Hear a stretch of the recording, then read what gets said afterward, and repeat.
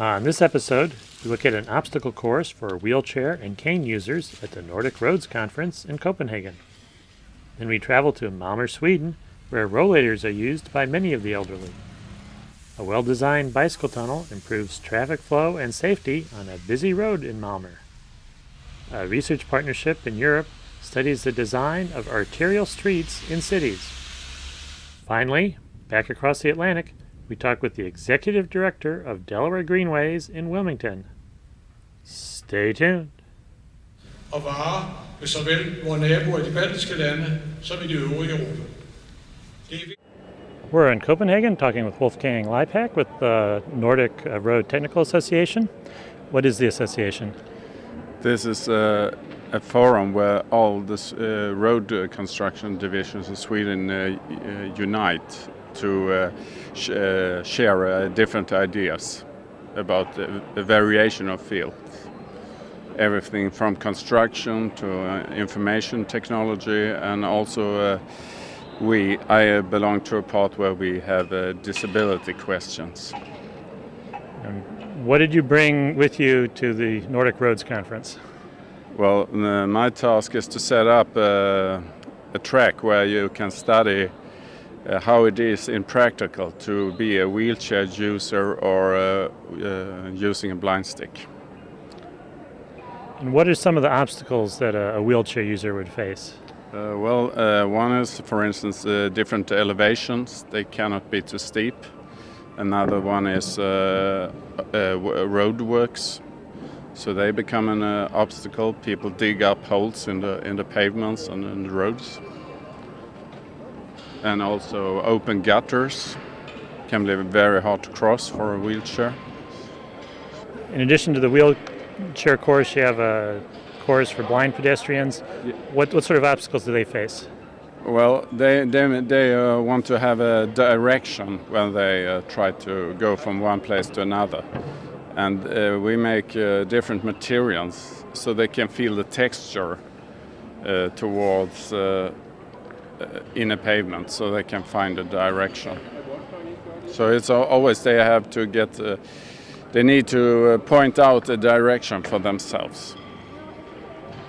And then what sort of assistance are you able to provide at intersections to get across?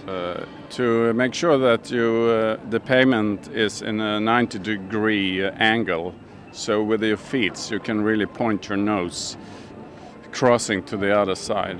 And if you don't have this level pointing out, then you have to put special materials in a flat surface with a texture, which you can find with your stick. What sort of progress are they making in the Nordic countries? Well, they try to put up good examples to show that it really is a very big problem for disabled people. So we make examples how to avoid this old kind of obstacles.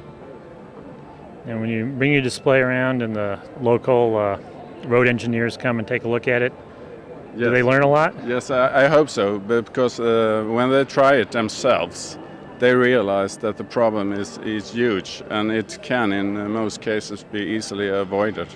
So we build up an awareness so that designers and people in construction themselves can see how the obstacles are. And they will, of course, also be disabled once in their life when they get old. And then their work is meant to help themselves too.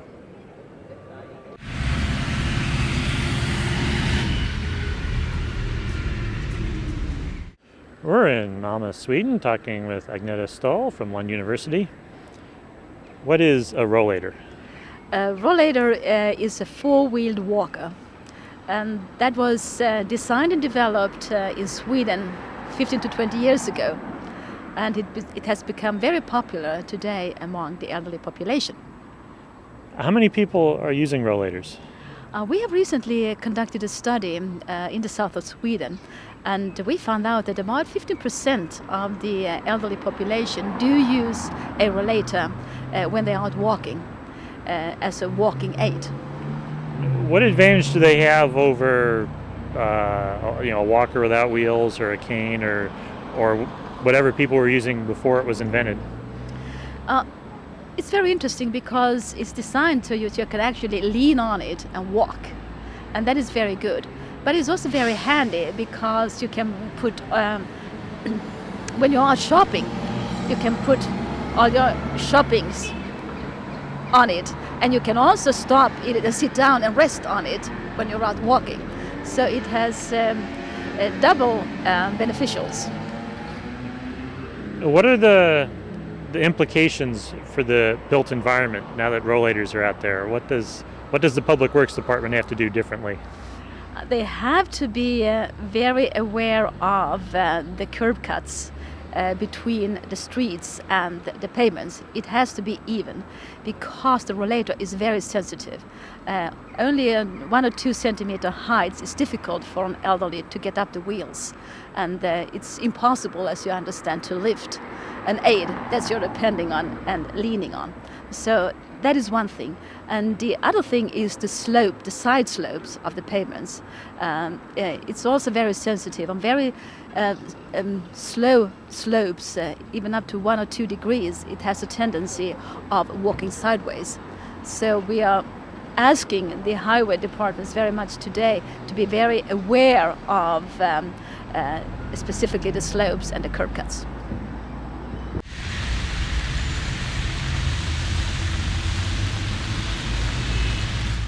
We're in Malmo, Sweden, talking with Stefan Kree, who's with the City Department of Public Works.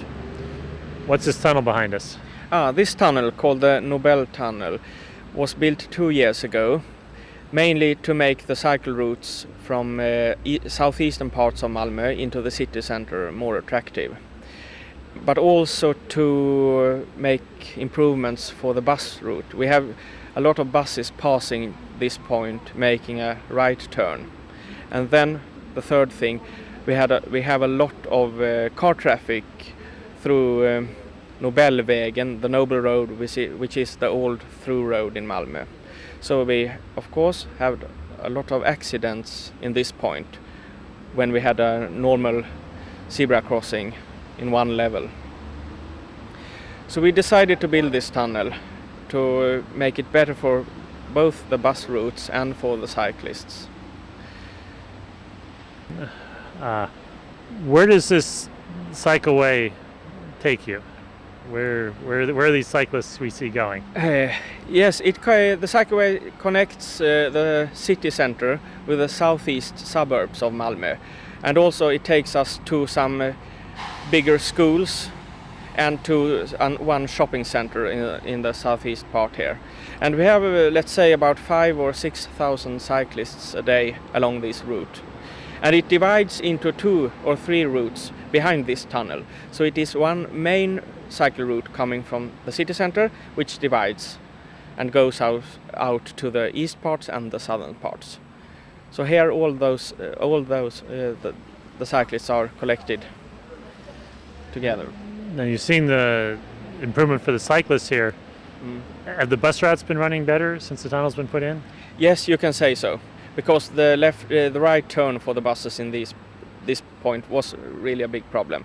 And in Sweden we have quite a lot of regional bus traffic from and in Malmö especially to the southern parts, and we have a bus, let's say, every minute. And there was a conflict between those buses and the 5,000 cyclists. So the improvement has been made with money both from the regional transport authority and the city of Malmö in order to enhance the green transport systems, cycle and public transport. What considerations go into the design of a tunnel like this? Earlier, when we built tunnels in the 70s and 80s, we were just focusing on the technical parts of the construction, and that the result was very narrow and dark tunnels. So that was one of the main focus was to build a safe and light tunnel where you can see through the tunnel when you come from one part or the other side of one side or the other side of the tunnel. So that was the main thing here. So as you can see, it's quite wide and it's quite light, and even in night time it feels safe. And I have tried it myself, because the sight through the tunnel is clear. You don't think about it as a tunnel really. And we built one tunnel 20 years ago, almost similar to this one, and the experiences was very good. And we also thought that we want the cyclists really to use the tunnel, because it's no use building a bad tunnel and then they will still use the system, the existing road system, and be unsafe. So that it was really very important to make it safe, and that costed us about a little bit more money, but it's worth that, I would say.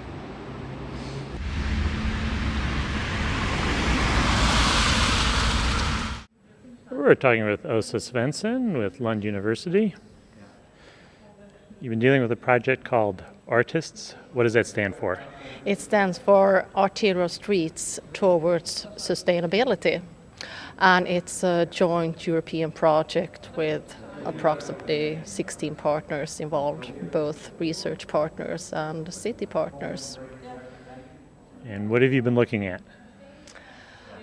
We are looking at arterial streets and the problems at these major roads, mainly entrances to cities, but they're also arteries between centers within the cities.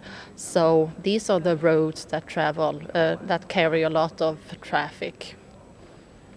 And what sort of problems are there when designing an arterial? What are the conflicting interests involved?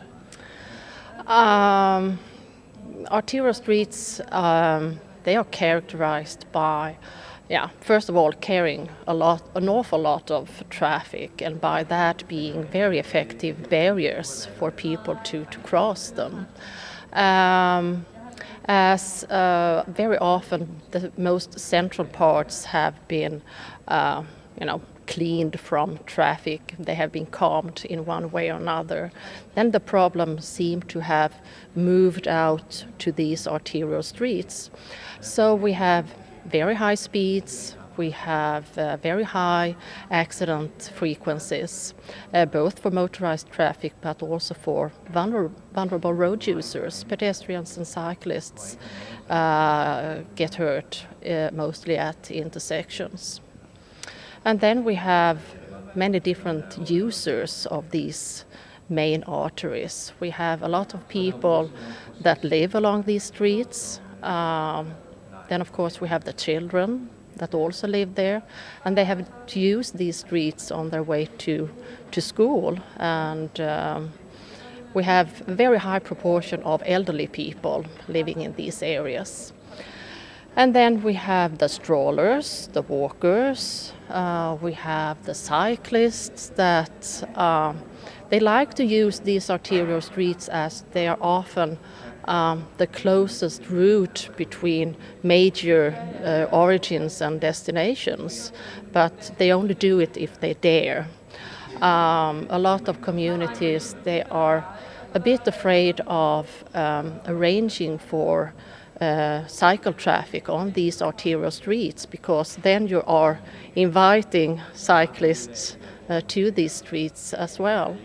So there are many different conflicts as I see it, and the major conflict is between the artery function and the so-called the urban place function along all these arterial streets. And the artery function is to get to someplace else. What's the urban place function? The urban place function, that is the very local aspects, historical places, if you have something special there, public places for gathering, that's a local aspect. You have the shops. They create special urban roles. So those are what I characterize the urban role. And what we have been doing in Artists at the very start is to look at exactly what you say, the classification system, the classification system of today in Europe, at least. I don't know what it looks like in the States, but in Europe there seems to be a common understanding that there must be an inverse relationship between this urban role function, so to say, the access of the street and the circulation of flow. And for arterial streets, that is not true, because they are characterized by a significant circulation function and a significant urban role function. So we would like to have a system where we're able to have both these and make trade-offs regarding to that. What have you been able to accomplish so far, and what's still left to do? Yeah, we should have covered most of it by now, as we just have about 6 months left of the project. But all the studies have been done. We never got that far as to have demonstration sites. So when we have been doing some stakeholder participation, that has been on the premises that these are streets that, once upon a time, when there is enough money, they will be reconstructed. So we don't have that part of, real results. So what we have is these the classification thing, and then we have a major part regarding how to involve stakeholders in the reconstruction process, and which stakeholders that should be included, where in the phase and in what parts of the process they should be involved. So I think that will be the major part from artists, as we have been engaging a lot of people in different countries, and a lot of people have been very committed in their participation. So it has been very nice to work with it. And stakeholder participation, traditionally, what has been done to involve the public in the design and decisions around arterial roads, and how could that be different? What we are trying to do is to involve people very early in the project, before things are too settled. And by bringing them in early, we get, two advantages. First of all, things are not settled, so they are able to influence the process, and that helps a lot. People get very committed. And the second thing is that they do have the local experience. I, as a researcher, and my colleagues, the city planners, they have their knowledge of how people usually behave, how the problems usually are. But regarding the very specific street and the very specific parts of these streets, there we don't know anything, and it's very helpful to have people that actually use this street every day to come with their comments, both about what is problematic, but also what is nice with this street. If there's going to be a reconstruction, what should be kept for the future. Then we have been using, that is not either new, but we have been using focus group discussions. But what I think is new is that we have been building on the first preliminary interviews with people, where we set the scene, so to say. Then we built on with focus groups to get a more thorough understanding. Based on these preliminary interviews, we got a more thorough understanding of, the problems and the advantages. And then we moved on, keeping in mind what these previous groups have stated. Then we had discussions on the visions for the future. What do the different stakeholders, now we know the problems, now we know what we're aiming for, or what the advantages are. What are we aiming for? What will the future arterial street in my city look like? And then, as far as I know, a rather new thing is that we have actually involved people in designing, from this identification of problems and setting objectives. Then we have actually invited people to elaborate with the street using accessitates, plastic film, where we have in a scale put down, the width of a footpath, the width of a cycle path, and then people have built their own section of the street in the way they would like to have it. And not only in the way they would like to have it, but in communication with the other stakeholders as well. We have involved the resident, the cyclist, and the commuting car driver, and they have together come up with different solutions to how to solve the problems at these streets. And perhaps not, I don't think the most dramatic thing is, these creative solutions, but mostly that people really start to realize, well, we do have limited space here.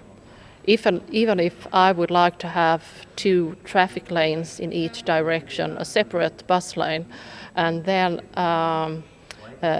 cycle lanes as well, I'm not able to fit all that, and then I have to start balance, and that has been very nice to work in that way.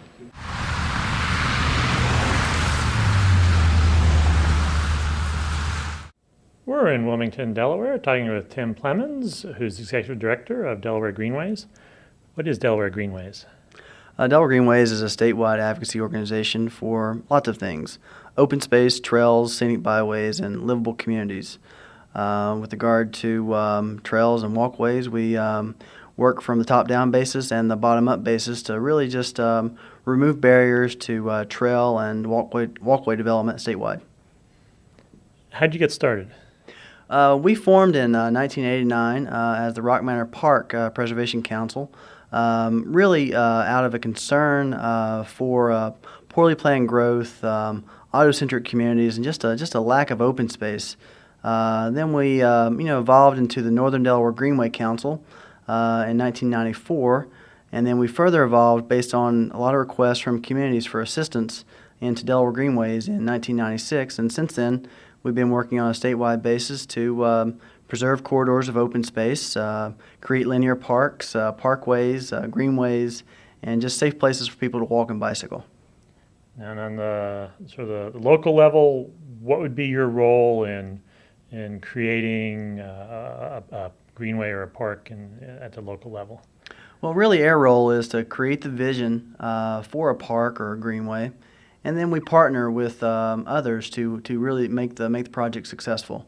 Whether that partnership is with the Delaware Department of Transportation, the Delaware Division of Parks and Recreation, or a local park and recreation agency, we really just bring everybody to the table, build consensus and support for a particular ideal or vision, and then we go about finding the dollars and the resources to make it happen. And more of the top-down you talked about, statewide level, policy level, what are sort of some of the things that you worked on there? Well, we see our role as a statewide organization to remove the barriers or impediments to greenway and trail development statewide. And to do that, you have to have a policy framework in which you can be successful. And some of the things we worked on have been Safe Routes to School bill, pedestrian crossing legislation, statewide tree preservation bill, and also just getting more and more dollars funneled into open space, trails, and the encouragement of more walkway and bikeway facilities as part of transportation projects. What sort of progress have you seen in the decade and a half you've been around? Well, it's been amazing. As many people in the bicycle and pedestrian community realize, ICE-T was a landmark piece of legislation that really provided a catalyst for more bicycle and pedestrian ways and just better transportation projects overall, whether it's more trees and streetscaping and amenities. So building upon that, we formed as an organization about the same time that ICE-T came into existence, and we've used the transportation enhancement dollars effectively to get more greenways and trails on the ground, and I think we have some successful projects, and now we're seeing a lot more buy-in at the state level and the local level for the type of projects that we're promoting, and therefore we're seeing more dollars and more programs and more planning and more studies that's furthering the greenways and trails cause here in the state of Delaware. What are the biggest obstacles that remain for pedestrians in the state? I really think the more than 50 years of highway building here in the state of Delaware, just like across the nation, is probably the biggest barrier.